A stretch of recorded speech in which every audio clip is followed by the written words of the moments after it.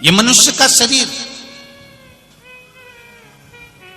निंदा सुनने के लिए या बेकार कार्य करने के लिए नहीं हुआ है। अपने जीवन में एक संकल्प बनाइए, अपने जीवन में एक संकल्प निश्चित करिए कि मैं ना तो कभी धर्म की और ना कभी देश की निंदा सुन नहीं सकती, कभी नहीं सुन। मेरे सनातन धर्म की, मेरे सनातन धर्म की ना तो मैं निंदा सुनूंगी और ना मैं मेरे देश की कभी निंदा सुनूंगी। दुनिया में केवल एक देश ऐसा है जिसको माता से संबोधित किया जाता है और वो है मेरी भारत माता। केवल एक देश, केवल एक देश ऐसा है जिसको माता कहा। कभी अमेरिका को काका कहा, हालैंड को फूफा जी बोले कभी, चीन को नाना जी बोले? नहीं, कोई ने बोला हो तो बता। मां तो एक ही है, कौन? भारत माता। सभ्यता भी देती है, संस्कृति भी देती है, ज्ञान भी देती है और मर्यादा भी देती है। जीने की कला भी सिखाती है, जीने का ढंग भी सिखाती है। यहां के भारत की भूमि के जो संत, साधु, ब्राह्मण, गुरुजन, ये सब कहीं ना कहीं हमें ज्ञान प्रदान करते हैं।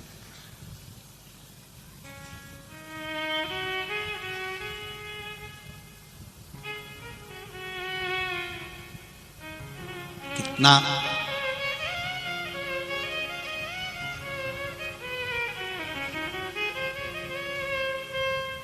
दुनिया के लोग भटकते हैं, तब कोई संत, कोई गुरुजन, कोई साधुजन उनको सही मार्ग दिखाने का प्रयास करते हैं। भले गुरु की करनी गुरु भरेगा और चेला की करनी चेला, उड़ जाएगा हंस अकेला। सब अपने अपने कर्म का भोग हो गए, पर कुछ अच्छा करने का प्रयास हमारी जिंदगी में हम करें।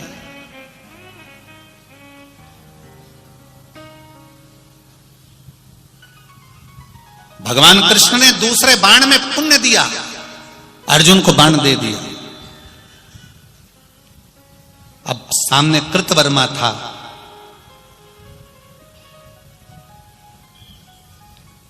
कृतवर्मा ने सामने देखा कि अर्जुन ने दूसरा बाण लिया है। कृतवर्मा ने भी दूसरा बाण उठाया और दूसरा बाण उठाकर कृतवर्मा ने अपने मस्तिष्क से लगाकर हृदय के पास लाकर कहा, मैंने अपने परिवार का पालन,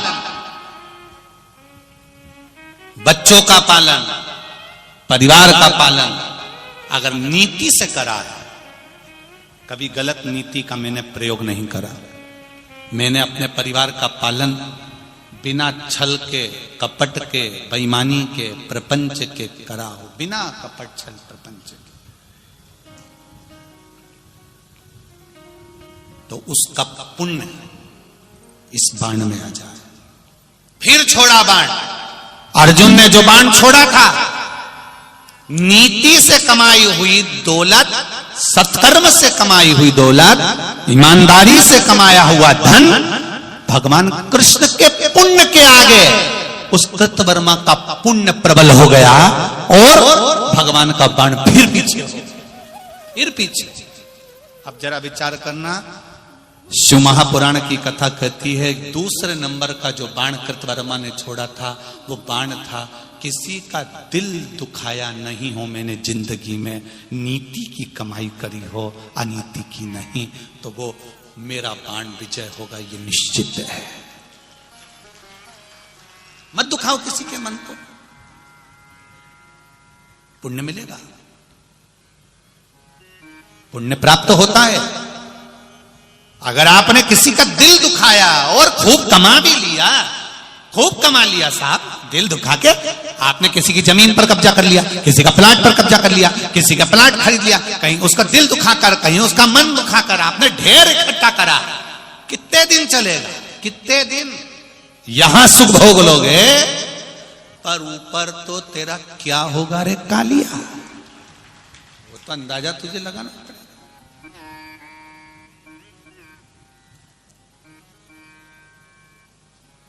देहाची तिजोरी भक्ति चाच ठेवा, उघड़दार देवा आता, उघड़दार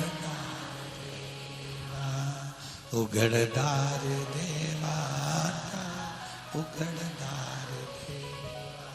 अब ये देह की तिजोरी में चाहो तो भगवान का भजन कर लो, राम नाम कृष्ण नाम शिव नाम रख लो, और चाहो तो इस देह की तिजोरी में तुम संसार के काम लोभ आसक्ति वासना तृष्णा को रख लो।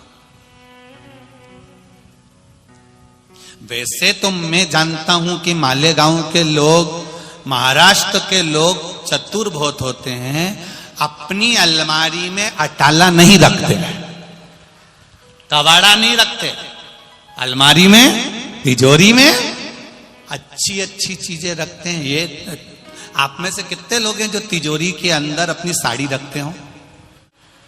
अरे बोलो तो जम के, रखते कोई तिजोरी में साड़ी? कोई नहीं रखता। स्टील के बर्तन बोलो बोलो बोलो जम के जरा, नहीं रखता। भांडा, हंडा, जूता और डेंटिंग पेंटिंग का डब्बा,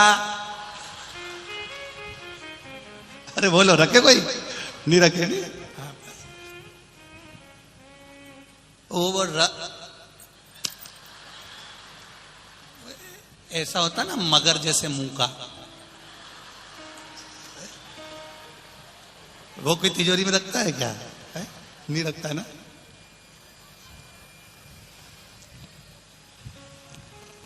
अब ये सब जितनी भी चीजें हैं सब अटाला की है, सब कबाड़े की है, इसको कोई तिजोरी में कौन रखेगा?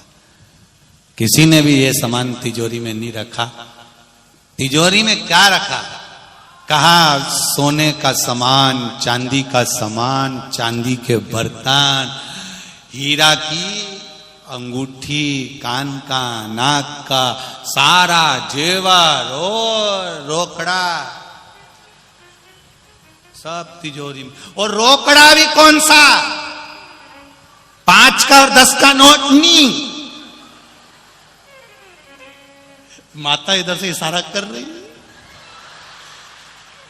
अब उत्तर में समझ जाओ कितना? 2000 का नोट।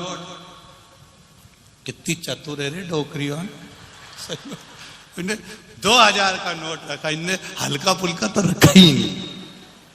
और इतनी चतुर चतुर माताएं हैं, इनके पास अगर खुला खुला इकट्ठा भी हो जाता है ना, तो एक दिन उसको चुपचाप से बंदा करवा लेती है, चुपचाप से उसको बंदा करवा के और तिजोरी में धर देगी। छोटा नोट तो रखे ही नहीं, 10-5 का तो होना ही नहीं। 20 रुपया, 10 रुपया, 50 रुपया, 100 रुपया कोई तिजोरी में नहीं रखे, सब रखे बड़ा नोट, अच्छा सामान तिजोरी में रखते हैं। इसलिए देहाची तिजोरी भक्ति चाच ठेवा, उघड़दार देवा, उघड़दार देवा। ये अटाला रखता ही नहीं कोई, यहाँ तो सब अच्छा रखने वाले हैं। बस इतना सा निवेदन है कि देहाची तिजोरी में जब तुम भगवान के नाम को रखोगे तो उसमें श्रेष्ठता है, कबाड़े को रखोगे उसमें श्रेष्ठता नहीं है। राम नाम, कृष्ण नाम, शिव नाम, भगवान की भक्ति को रखिए। गलत चीज मत रखना, निंदा, चुगली, बेईमानी, कपट, ये सब आप पीछे हटा दीजिए। इसका कोई सुख नहीं, इसका कोई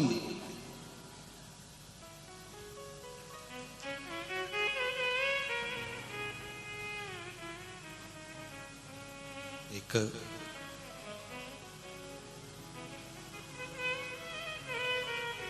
दूसरा बाण भी पीछे हट गया। नीति से कमाई गई पूंजी, सत्य से कमाई गई पूंजी, सत्कर्म से कमाई गई पूंजी, ईमानदारी से कमाई गई पूंजी हमारे जीवन को सुख प्रदान करती है। हम आप लोगों से एक बात अच्छे से कहना चाहेंगे, किसी का पड़ा हुआ अगर मोबाइल भी मिल जाए ना तो उसको अलाउंस करवा कर उस तक पहुंचाने का जवाबदारी तुम्हारी होना चाहिए। किसी का पड़ा हुआ अगर मोबाइल भी मिल गया तो ना जाने वो घर पर जाकर हमारे कितने लाखों रुपए को राख में मिला देगा, ना जाने खड्डे में ले जाकर पटक देगा। ऐसा मोबाइल भी हमको किसी का नहीं चाहिए। किसी का एक धन, एक कौड़ी भी बेकार नहीं चाहिए। एक कौड़ी भी हमको बेकार नहीं चाहिए। एक कौड़ी भी। जब हम एक कौड़ी भी रखें तो वो सत्कर्म की, नीति की, ईमानदारी की, सच्चाई की रखें।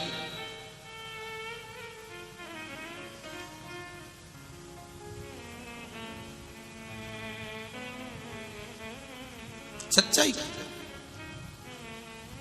कृतवर्मा ने कहा, मैंने अगर अपने जीवन में अपने परिवार का पालन करा और नीति से करा हो, सत्कर्म के साथ करा हो, अच्छाई के साथ करा हो, तो मेरा जो बाण छोड़ रहा हूं वो विजय की ओर जाए। छोड़ा भगवान कृष्ण का बाण, अर्जुन का जो बाण था वो टकराया, टकराकर अर्जुन का बाण पीछे हट गया, पर कृतवर्मा का बाण पीछे नहीं हटा।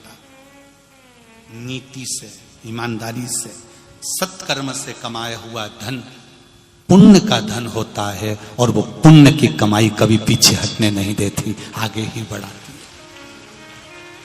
पीछे नहीं हटने देती, आगे ही। इसलिए भगवान से कहते रहा करो, झोली ही मेरी तंग है, तेरे यहां कमी नहीं, तेरी कृपा से हूं यहां। हे बाबा, ये तेरी कृपा है जो मैं यहां तक पहुंचा हूं। अब आया तीसरा बाण, और उस बाण का पुण्य जितने यहां बैठे हैं सबके खाते में है, जो कृतवर्मा छोड़ेगा। जितने यहां बैठे हो, जितने आस्था चैनल पर कथा सुन रहे हो, जितने फेसबुक यूट्यूब पर कथा सुन रहे हो, लाखों और करोड़ों की संख्या में आप लोग कथा श्रवण कर रहे हो, आज आपको गौरव महसूस होना चाहिए कि आपके पास में वो कौन सा पुण्य है, वो कौन सा पुण्य जो कृतवर्मा के पास में था। और भगवान कृष्ण ने अपनी जीवन का सारा पुण्य दिया तो भी अर्जुन उस जगह पर विजय प्राप्त नहीं कर पाया। आखिर भगवान कृष्ण के पास का पुण्य और कृतवर्मा का पुण्य, वो पुण्य था क्या? कितना प्रबल पुण्य।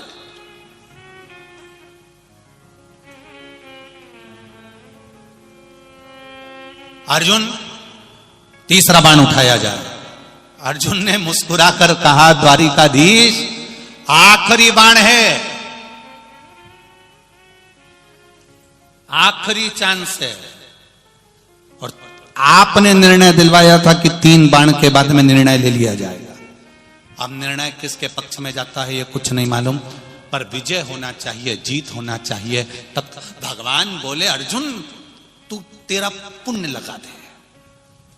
अर्जुन कहता है, मैंने तो प्रत्येक बाण को चलाया तो पहले प्रार्थना करी कि मेरे जीवन में जो जो मैंने पुण्य करा सब जाए, और मैं बाण चला रहा था क्योंकि 3 बाणों की बात थी। ना युधिष्ठिर चलाएगा, ना भीम चलाएगा, ना नकुल चलाएगा, ना सहदेव चलाएगा, कौरवों में से भी कोई बाण नहीं चलाएगा। केवल एक रथ पर अर्जुन है और दूसरे रथ पर कृतवर्मा है।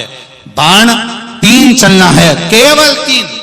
और इतने में अर्जुन जो बाण चला रहा था, उस बाण में युधिष्ठिर, नकुल, सहदेव, भीम, भगवान, अर्जुन, द्रौपदी, जितने जितने पांडवों से जुड़े हुए थे सबका पुण्य लगा हुआ था।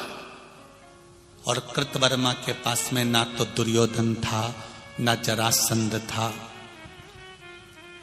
कौन, ना न दुर्योधन, न दुशासन, न कोई था, केवल कृतवर्मा युद्ध में अकेले थे। और कृपाचार्य जी बैठे थे, धृतराष्ट्र गांधारी बैठे हुए थे। भगवान ने कहा रुक,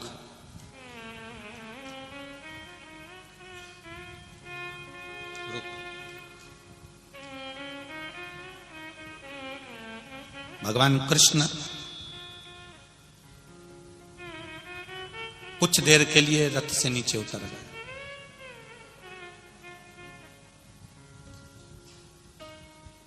पीछे कक्ष में जाकर बैठ गए। एकांत में भगवान कृष्ण बैठे, एकांत था। रुक्मणी को भगवान कृष्ण ने याद किया। महाभारत का उद्योग पर्व कभी मौका मिले तो अवश्य पढ़ना। भगवान कृष्ण रुक्मणी को याद किए। रुक्मणी जी भगवान कृष्ण से मिलने के लिए उस युद्ध भूमि में, कुरुक्षेत्र में एकांत में भगवान के पास आ जाती हैं और भगवान के पुण्यों को भगवान देख रहे हैं। भगवान कृष्ण ने रुक्मणी से कहा, मैंने जिंदगी में जो जो पुण्य करा है मुझे वो याद दिलाओ कि और कितने पुण्य मैंने करे हैं वो मुझे बताओ।